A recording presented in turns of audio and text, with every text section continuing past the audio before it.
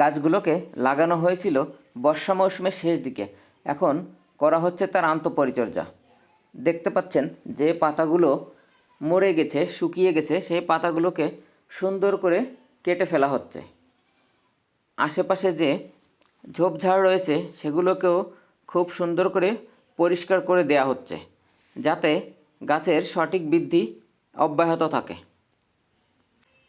এরই সাথে সাথে গাছের গোড়ায় 1 ফিট দূরত্বে খুব সুন্দর করে আগাছাগুলোকে পরিষ্কার করে সেখানে কুপিয়ে পর্যাপ্ত পরিমাণে সার প্রয়োগ করা হচ্ছে। দেখতে পাচ্ছেন সার প্রয়োগ করা হচ্ছে। প্রত্যেকটি গাছে এভাবে 1 ফিট দূরত্বে পর্যাপ্ত পরিমাণে সার প্রয়োগ করা হচ্ছে।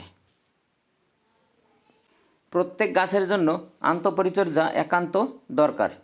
আন্তঃপরিচর্যা বলতে আমরা সেই ধরনের পরিচর্যাকে বুঝবো, গাছ লাগানো থেকে শুরু করে ফসল সংগ্রহ পর্যন্ত এর মাঝখানে যত ধরনের পরিচর্যা করা হবে সেইগুলো আন্তঃপরিচর্যার ভিতর পড়বে। দেখতে পাচ্ছেন আপনারা নির্দিষ্ট দূরত্বে এই সুপারি গাছগুলোতে খুব সুন্দরভাবে সার প্রয়োগ করা হচ্ছে।